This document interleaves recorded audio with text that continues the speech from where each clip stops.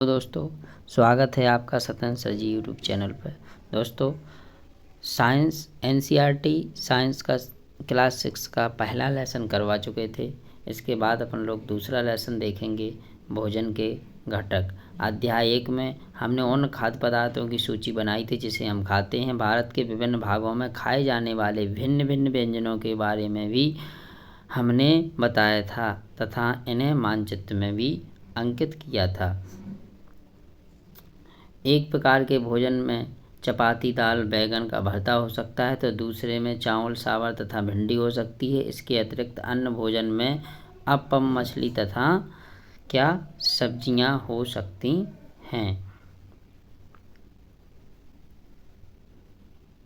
आमतौर पर हमारे आहार में अन्न से बना कम से कम एक व्यंजन होता है। दूसरे खाद्य पदार्थों में मांस, दाल, मांस का कोई व्यंजन हो या सब्जी हो सकती है। इसमें दही, मट्ठा या अचार भी हो सकता है। इस तरह से आहार के कुछ उदाहरण सारणी 2.1 में दिए गए हैं। अध्याय 1 में प्रस्तावित क्रियाकलाप 2 में आपके द्वारा सारणी में दर्शाए गए व्यंजन छांटिए। इस सूची में कुछ अन्य व्यंजन जोड़िए तथा सारणी 2.1 में दर्शाई गई विधि को पूरा कीजिए। कभी कभी हम अपने भोजन में वस्तुतः इन सभी व्यंजनों को नहीं ले पाते। यदि हम यात्रा में हो तब हम वही खा लेते जो रास्ते में उपलब्ध हो। हम में से कुछ लोग के लिए यह संभव नहीं हो सकता कि इस तरह के विविध व्यंजन हर समय खा सकें। आहार में विभिन्न खाद्य पदार्थों के इस तरह के वितरण का कोई ना कोई आधार होना चाहिए। क्या हमारे शरीर को विशेष प्रयोजन के लिए विभिन्न प्रकार के भोजन की आवश्यकता होती है?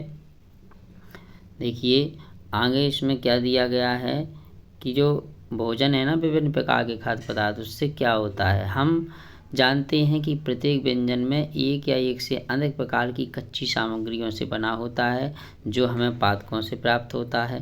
ठीक है, जो हमें कहाँ से प्राप्त होता है? पादपों से प्राप्त होता है। देखो इसमें सारणी 2.2 में विभिन्न क्षेत्रों में कुछ समान भोजन हैं। जैसे क्षेत्र है पंजाब, यहाँ क्या मक्के की रोटी, राजमा, दाल मांस का व्यंजन में, सब्जियां में सरसों का साग और अन्य व्यंजन में जैसे दूध या दही खाया जाता है। इसी प्रकार आंध्र प्रदेश में देखिएगा अन्न का जो व्यंजन बनेगा वो चावल, दाल मांस का व्यंजन में अरहर की दाल तथा रसम यानी चारू जिसे बोलते हैं, सब्जियों में कुंदरू और मट्ठा, घी, अचार। आगे देखिए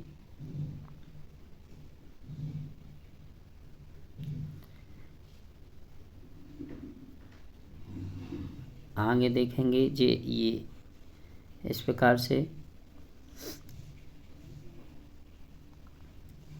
या तो जंतुओं से मिलते हैं या कहाँ से मिलते हैं। पीछे हमने बताया था यह कच्ची सामग्री के संगठन क्या है। ये क्वेश्चन है कि जो कच्ची सामग्री है उसके संगठन क्या है। इस कच्ची सामग्री में हमारे शरीर के लिए कुछ आवश्यक घटक होते हैं। इन घटकों को हम पोषक कहते हैं। पोषक किसे कहते हैं? जो आवश्यक सामग्री है उसमें हमारे शरीर में कुछ आवश्यक घटक होते हैं। इन घटकों को हम क्या कहते हैं? पोषक कहते हैं। कुछ भोजन में मुख्य पोषक होते जैसे कार्बोहाइड्रेट, प्रोटीन, वसा, विटामिन तथा खनिज लवण। इनमें अतिरिक्त हमारे भोजन में रुद्रांश तथा जल भी शामिल है जिससे हमारे शरीर को क्या होता? आवश्यक होता है। ठीक है, क्या सभी खाद्य पदार्थों में सभी पोषण उपलब्ध होते हैं? कुछ साधारण विधियों में हम यह जान सकते हैं कि कच्ची सामग्री या पके हुए भोजन में कौन सा एक या अधिक पोषक तत्व उपलब्ध होता है। कार्बोहाइड्रेट, प्रोटीन तथा वसा के परीक्षण में अन्य पोषकों के परीक्षण की अपेक्षा सरल है। आइए इस परीक्षण को सारणी 2.2 में क्या करेंगे? देखते हैं। इन परीक्षण को करने के लिए आयोडीन, कार्बेट, सल्फेट और कॉस्टिक सोडा विलयन की आवश्यकता होती है। इसमें कुछ परखनली एक ड्रॉपर की भी आवश्यकता होती है। इन प्रशिक्षणों को पके हुए भोजन तथा कच्ची सामग्री पर करें। इन परीक्षणों को प्राप्त परीक्षणों को 2.2 में दर्शाए गए तरीकों को लिख सकते हैं। इस सारणी में कुछ खाद्य पदार्थों को दर्शाया गया है। जैसे अपना परीक्षण इन सारणी में उपलब्ध हो सकता है, और यदि आवश्यक विलयन तत्काल उपलब्ध नहीं है तो उसमें अध्यापक निम्न विधि द्वारा तैयार कर सकते हैं। आइए कुछ विभिन्न खाद्य पदार्थों की जांच करके देखते हैं, जिसे हम कार्बोहाइड्रेट जिसमें उपस्थित होता है। जैसे कार्बोहाइड्रेट में कई प्रकार के होते हैं। हमारे भोजन में पाए जाने वाले मुख्य कार्बोहाइड्रेट जैसे मंड शर्करा के रूप में होते हैं। देखो ये क्रियाकलाप है। इस क्रियाकलाप में मंड के कुछ परीक्षण बताए गए हैं कि इसकी परीक्षण कैसे किया जाए। मंड का जो परीक्षण है उसके बारे में इसमें बताया गया है। ठीक है, आगे बढ़ेंगे अपन लोग। अब प्रोटीन के परीक्षण के बारे में इसमें बताया गया है कि प्रोटीन का परीक्षण अब कैसे करेंगे। प्रोटीन के बाद वसा का परीक्षण भी है। तो प्रोटीन के परीक्षण के लिए ये सब इसमें लिखा हुआ है कि प्रोटीन का परीक्षण कैसे कर सकते हैं, कि इसमें प्रोटीन कितना है, क्या है। ठीक है, कैसा प्रोटीन उपस्थित है इसमें नहीं है। इसके बाद इसमें वसा का परीक्षण के बारे में बताया गया है कि वसा का परीक्षण कैसे कर सकते हैं। जैसे सारणी इसमें देखो 2.2 में खाद्य पदार्थों में उपस्थित पोषक, जैसे खाद्य पदार्थ होगा इसमें मंड इसमें उपस्थित है या नहीं, प्रोटीन इसमें उपस्थित है नहीं, या वसा इसमें उपस्थित है। जैसे कच्चा आलू लिया, इसमें देखा मंड उपस्थित है, हाँ, प्रोटीन नहीं है, और वसा भी इसमें नहीं है। दूध देखिए, दूध में मंड नहीं होता, प्रोटीन होती है, और वसा भी नहीं हो। इसी प्रकार से आगे देखिए बिना पका हुआ चावल, कच्चा चावल, इसके बारे में इसमें दिया गया है। इसके बारे में इसमें दिया गया है। आगे अपन लोग देखेंगे इसमें। देखो ये कार्बोहाइड्रेट के कुछ मुख्य स्रोत हैं। इसको देखो, कार्बोहाइड्रेट के कुछ मुख्य स्रोत हैं, जैसे शकरकंद, आलू, गन्ना, पपीता, तरबूज, आम, मक्का, बाजरा, चावल, गेहूँ। ये कार्बोहाइड्रेट के मुख्य स्रोत हैं। इनमें क्या कार्बोहाइड्रेट पाई जाती है। इसके बाद इसमें हमारे 3 पोषक तत्व, यहाँ देखेंगे हमारे 3 पोषकों कार्बोहाइड्रेट, प्रोटीन तथा वसा के लिए खाद्य पदार्थों का परीक्षण किया था। विटामिन तथा अन्य खनिज लवण जैसे अन्य पोषक भी हमारे विभिन्न खाद्य पदार्थों में उपस्थित रहते हैं। इन सभी पोषकों में हमें क्यों आवश्यक होती है, इनकी क्या आवश्यकता होती है। ठीक है, जैसे इसमें मूंगफली दी गई है, तिल दिया गया है, गिरी दी गई है। ठीक है, इन सब चीज़ों की अपने शरीर में पोषकों की आवश्यकता होती है। विभिन्न पोषक हमारे शरीर के लिए, जैसे कार्बोहाइड्रेट मुख्य रूप से हमारे शरीर में क्या करता है, ऊर्जा प्रदान करता है। वसा से भी हमें क्या मिलती है, ऊर्जा मिलती है। वास्तविकता यह है कि कार्बोहाइड्रेट की तुलना में वसा की समान मात्रा से हमें अधिक ऊर्जा प्राप्त होती है। देखो ये वसा के स्रोत हैं जो पादप और जंतुओं से अपन लोगों को दिए गए हैं। ये वसा के स्रोत देखिए, मछली है, इसमें मांस है, घी है, दूध है, मक्खन है, अंडा है, क्रीम है। ये अपन को वसा के स्रोत हैं जो कि लिए गए हैं। ठीक है, इसके बाद आप लोग आगे भी देखेंगे अपन लोग। इसमें देखो वसा के स्रोतों में, इसमें आगे अपन को प्रोटीन के स्रोत दिए गए हैं। प्रोटीन किस किस चीज़ों में पाई जाती है, प्रोटीन के स्रोत हैं इसमें, और प्रोटीन कहाँ से मिलती है, यानी पादपों और जंतुओं से। जैसे ये पादप से मिलती है, जैसे चना में प्रोटीन, मूंग की दाल, तुअर की दाल, राजमा, सोयाबीन, मटर, ये क्या हो गए, प्रोटीन के स्रोत। इसके बाद मांस देखिए, ये मांस है, मछली, पनीर, दूध, अंडे। इस प्रकार से कुछ प्रोटीन के कुछ स्रोत, पादप के स्रोत और जंतु स्रोत इसी में दिया गया है। देखिए ये है विटामिन ए के कुछ स्रोत। इसमें विटामिन ए पाया जाता है। जैसे इसमें क्या है, पपीता है, दूध है, मछली के तेल हैं, गाजर वगैरह है। और इसमें और देखिए विटामिन बी के स्रोत भी है। विटामिन बी के स्रोत में ये यकृत है। देखो ये विटामिन बी के स्रोत है। विटामिन बी इनमें सबसे ज़्यादा पाया जाता है। ये विटामिन सी के स्रोत हैं। जितने भी खट्टे फल हैं, मिर्च हो गया, नींबू हो गया, आंवला, टमाटर, ये विटामिन सी के मुख्य स्रोत हैं। और विटामिन डी के मुख्य स्रोत दिए गए हैं, जैसे दूध, मक्खन, मांस, अंडा, मछली, ये विटामिन डी के स्रोत हैं। ठीक है, इनमें विटामिन डी पाए जाते। अब किस में क्या होता है इसके बारे में हम अपन लोग देखेंगे। प्रोटीन की आवश्यकता शरीर में वृद्धि तथा स्वस्थ रहने के लिए होती है। प्रोटीन युक्त भोजन को प्रायः शरीर वर्धक भोजन कहते हैं। जिस भोजन में प्रोटीन पाया जाता है उसको अपन लोग शरीर वर्धक भोजन कहते हैं। बच्चों, इसमें जो ज़्यादा मोस्ट लग रहा है वो हम फोकस उस पर ज़्यादा करेंगे। ठीक है, तो जैसे शरीर वर्धक भोजन किसे कहते हैं, जिन्हें प्रोटीन की आवश्यकता ज़्यादा होती है। विटामिन रोगों से हमारे शरीर की रक्षा होती है। विटामिन हमारी आँखें, अस्थियाँ, दांत और मसूड़ों को स्वस्थ रखने में सहायता करती है। विटामिन कई प्रकार के होते हैं जिन्हें अलग अलग नामों से जाना जाता है। इनमें से कुछ vitamin A, B, C, D, E और के नाम से जाना जाता है। विटामिनों के समूह को विटामिन बी कॉम्प्लेक्स कहते हैं। हमारे शरीर को सभी प्रकार की विटामिनों की अल्प मात्रा में आवश्यकता होती है। विटामिन ए हमारी त्वचा और आँखों को स्वस्थ रहता है। विटामिन सी लोगों से लड़ने की क्षमता में मदद करता है। विटामिन डी हमारे शरीर और दांतों के लिए कैल्शियम की उपयोग और शरीर में इसकी आवश्यकता होती है। देखिए बच्चों, आगे अपन लोग देखेंगे कि आयोडीन के मुख्य स्रोत, कि आयोडीन कहाँ कहाँ पाई जाती है। तो आयोडीन के मुख्य स्रोत में देखो जी है, आयोडीन में जैसे ये अदरक हो गया, इसके बाद मक्खन, दूध, और ये नमक और मछली, इनमें आयोडीन पाई जाती है। ठीक है, फास्फोरस के कुछ स्रोत हैं, जैसे दूध, केला, मिर्च और अजवाइन, ये फास्फोरस के स्रोत हैं। लोहे तत्व के कुछ स्रोत हैं, जैसे पालक की भाजी हो गई है, मांस, पालक की भाजी, सेब वगैरह, ये लोहे तत्व के स्रोत हैं। इसके बाद कैल्शियम के स्रोत, दूध और अंडा, इनमें कैल्शियम पाया जाता है। तो अपन लोग इसमें देखेंगे, आगे देखेंगे कि हमारा शरीर भी सूर्य की प्रकाश की उपस्थिति से विटामिन डी बनाता है।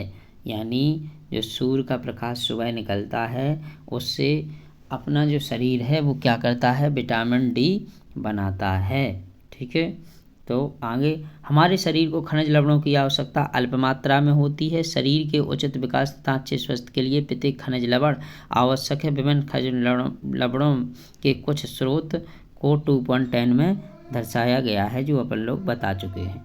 ठीक है, आगे इसको अपन लोग देखते हैं। जो चीज़ मोस्ट लगे उसको ज़्यादातर फोकस करेंगे और जो पेपर में आने लायक है। ये इन पोषकों के अलावा हमारे शरीर को आहारी रेशों तथा जल की भी आवश्यकता होती है। आहारी रेशों रुद्राक्ष के नाम से भी जाने जाते हैं। हमारे खाने में रुद्राक्ष की पूर्ति मुख्यतः पादप उत्पादों से होती है। रुद्राक्ष के मुख्य स्रोत साबुत खाद्यान्न, दाल, आलू, ताजे फल और सब्जियां हैं। रुद्राक्ष हमारे शरीर को कई पोषण प्राप्त नहीं कर सकते, फिर भी यह हमारे भोजन के लिए आवश्यक अवयव है और इनका आयतन बढ़ा देते हैं। रुद्राक्ष बिना पचे भोजन को बाहर निकालने में हमारे शरीर में क्या कहते हैं, सहायता करते हैं। ठीक है, इसको देखिए, जल भोजन में उपस्थित पोषकों को अवशोषित करने में हमारे शरीर की सहायता करता है। यह कुछ अवशिष्ट पदार्थ जैसे मूत्र तथा पसीने को शरीर से बाहर निकालने में भी सहायता करता है। समानता हमारे शरीर को जितने जल की आवश्यकता होती है वह हमें उन वस्तुओं से प्राप्त होता है जिन्हें हम द्रव रूप में लेते हैं, जैसे कि जल, दूध, चाय आदि। इसके अतिरिक्त हम जो भी भोजन पकाते हैं उनमें भी पानी का प्रयोग किया जाता है। आइए देखिए कि हमारे शरीर में जल की प्रदान करता है। ठीक है, एक क्रियाकलाप दिया गया है, तीसरा क्रियाकलाप, इसको अपन ये संतुलित जो आहार है इसको देखेंगे। समानतः पूरे दिन में जो भी कुछ खाते हैं उन्हें आहार कहते हैं। हमारे शरीर को वृद्धि व अच्छे स्वास्थ्य को बनाए रखने के लिए हमारे शरीर में वे सभी पोषक तत्व उचित मात्रा में होना चाहिए जिसके हमारे शरीर में आवश्यकता होती है। कोई भी पोषक तत्व न आवश्यकता से अधिक हो न कम हो। हमारे आहार में पर्याप्त मात्रा में रुद्राक्ष तथा जल भी होना चाहिए। इस प्रकार के आहार को अपन लोग क्या कहते हैं? संतुलित आहार कहते हैं। ठीक है, जिनमें शरीर की क्या होती है? आवश्यकता होती है। संतुलित आहार में देखिएगा क्या कैसा आता है, इसको देख के आप सोचते हैं कि प्रत्येक आयु वर्ग के लोगों को एक ही प्रकार की आहार की आवश्यकता होती है। क्या आप भी सोचते हैं कि हमारा संतुलित आहार हमारे शरीर कार्य पर निर्भर करता है? एक सप्ताह की अवधि में आप जो भी खाते हैं उसका क्या करिए? चार्ट तैयार कीजिए। जाँच कीजिए कि प्रतिदिन जो भोजन आप करते हैं क्या उसमें सभी पोषक तत्व हैं। दाल, मूंग, सोयाबीन, अंकुरित बीज, चना, दक्षिण भारत भोजन जैसे इडली, आटा से मिश्रित ये थेपला, अनाज, सब्जियां, अन्न उपलब्ध कई पोषक तत्व उपलब्ध कराते हैं। इसलिए कोई व्यक्ति अल्प व्यय में भी संतुलित आहार खा सकता है। ठीक है, अब पहेली यहाँ क्या क्वेश्चन कर रही उसके बारे में देखेंगे। पहेली यह जानने के लिए उत्सुक है कि जब जंतुओं के भोजन में भी सभी अवयव होते हैं और क्या उन्हें भी संतुलित भोजन की आवश्यकता होती है? उसका कहना है कि जंतुओं में भी क्या होता? संतुलित भोजन की आवश्यकता होती है। आगे इसको पढ़ेंगे कि पोषक तत्व नष्ट ना हो। क्या आप जानते हैं कि पकाते समय कुछ पोषक तत्व नष्ट हो जाते हैं? ठीक है, और कुछ फलों को धोते हैं तो संभवतः है कि कुछ उसमें विटामिन नष्ट हो जाते हैं। सब्जियां और फलों को त्वचा में कई महत्वपूर्ण विटामिन खनिज लवण होते हैं। चावल और दालों को बार बार धोने में उसके विटामिन और खनिज लवण क्या होते हैं? अलग हो जाते हैं। इसलिए सब्जियों को बार बार नहीं धोना चाहिए, जैसे चावल हो गया और अन्य सब्जियां हो गई। ठीक है, हम सभी जानते हैं कि पकाने से भोजन का स्वाद बढ़ता है और इसे पचाने में भी आसानी होती है। इसके साथ साथ पकाने में कुछ पोषक तत्व की हानि भी हो सकती है। यदि भोजन पकाने में अत्यधिक जल का उपयोग किया जाता है तो बाद में उसे फेंक दिया जाता है तो कई लाभदायक प्रोटीन खनिज लवणों की हानि हो जाती है। पकाने में विटामिन सी आसानी से गर्मी से नष्ट हो जाते हैं। क्या यह उचित नहीं होगा कि हम इसमें आहार, फल और सब्जी जो कच्ची सब्जियों को सम्मिलित करें? बूझों ने सोचा, देखो इसमें पहेली और बूझ के क्वेश्चन रहते हैं। तो बूझों ने सोचा कि हर समय वसायुक्त खाना ही सर्वोत्तम भोजन है। एक कटोरी कार्बोहाइड्रेट भोजन की अपेक्षा एक कटोरी वसायुक्त भोजन अधिक ऊर्जा देगा। ऐसा नहीं होता। अतः उसने तली हुई चीज़ें जैसे समोसा, पूरी, मलाई, रबड़ी, पेड़ा आदि प्रयुक्त वसायुक्त भोजन ही खाया, इसमें अलावा कुछ नहीं खाया। क्या आप सोच सकते कि यह ठीक है? निसंदेह नहीं। इसका अधिक वसायुक्त भोजन खाना हमारे लिए कैसा है? बहुत हानिकारक हो सकता है। हमारे भोजन में वसा की मात्रा अधिक मोटापे का कारण बन सकती है। 2.4 में इसमें पढ़ेंगे अभावजन्य रोग क्या होते हैं। देखो, एक व्यक्ति खाने के लिए पर्याप्त भोजन पा रहा है लेकिन कभी कभी उनके भोजन में किसी प्रकार के पोषण की कमी हो जाती है। यदि यह कमी लंबी अवधि तक रहती है तो व्यक्ति उसके अभाव से ग्रसित हो जाता। एक या अधिक पोषक तत्वों का अभाव हमारे शरीर में रोग अथवा विकृतियां उत्पन्न कर सकता है। वे रोग जो लंबी अवधि तथा अन्य पोषक के कारण होते हैं उन्हें अभावजन्य रोग कहते हैं। ठीक है, किसी पोषक तत्व के अभाव के कारण अगर रोग होते हैं तो उन्हें अभावजन्य रोग कहते हैं। ठीक है, उन्हें कौन सा रोग कहेंगे? अभावजन्य रोग कहते हैं। इसमें देखिएगा, यदि कोई व्यक्ति अपने भोजन में पर्याप्त प्रोटीन नहीं ले रहा है तो उसे कुछ रोग हो जाते, जैसे वृद्धि का अवरुद्ध होना, चेहरे पे सूजन आ जाती, बालों का रंग उनका उड़ जाता है, त्वचा की बीमारियां और पेचिश आदि हो जाते। यदि प्रोटीन तथा कार्बोहाइड्रेट दोनों की किसी व्यक्ति को आहार में लंबे समय पर अनुपस्थित रहे तो उस व्यक्ति की जो वृद्धि है पूरी तरह से रुक जाती है, यानी वो उसकी जो वृद्धि होती है वो रुक जाती है। ऐसे व्यक्ति कैसा हो जाता है, बहुत दुबला पतला हो जाएगा, वह इतना दुर्बल हो जाएगा कि चलने में भी असमर्थ हो जाता है। विभिन्न विटामिनों और खनिज लवणों के अभाव से विभिन्न रोग अथवा आकृतियों विकृतियाँ हो जाती हैं। इनमें से कुछ सारणी 2.3 में भी दर्शाई थी। सभी अभावजन्य रोगों को रोकथाम संतुलित आहार लेने से भी की जा सकती है, इसलिए अपन लोगों को संतुलित आहार लेना चाहिए। इस अध्याय में हमने स्वयं से यह जानने की कोशिश की कि विभिन्न क्षेत्रों के भोजन में इतनी अधिक विविध होते हुए भी आहार में पोषक तत्वों का वितरण सामान्य है। यह वितरण हमारे शरीर में भोजन में आवश्यक पोषक तत्वों की उपस्थिति क्या सुनिश्चित करता है। इसमें आगे अपन लोग देखेंगे, ये थोड़ा ही रह गया है, इसको देखते हैं क्या कैसा है। देखो, विटामिन और खनिज लवणों के अभाव के कारण होने वाले रोग और उनके विकार। ठीक है, जैसे विटामिन ए, इससे कौन सा रोग होता है इसके अभाव से, क्षीणता, दृष्टिहीनता। लक्षण क्या होगी, कमजोर दृष्टि, अंधेरे रात में कम दिखाई देना, कभी कभी पूरी तरह से दिखाई देना बंद हो जाता है। विटामिन B1, देखो विटामिन B1 की कमी से अभाव से क्या हो जाएगा, बेरी बेरी हो जाएगा। लक्षण क्या रहेंगे कि बेरी बेरी कैसे पता चले किसको बेरी बेरी है, तो दुर्बल पेशियां और काम करने की ऊर्जा में क्या हो जाएगी, कमी हो जाएगी। ठीक है, विटामिन सी के अभाव से स्कर्वी हो जाएगा। स्कर्वी के लक्षण होंगे कि मसूड़ों से खून निकलना, घाव भरने में अधिक समय लगना, ये विटामिन सी के लक्षण होते हैं।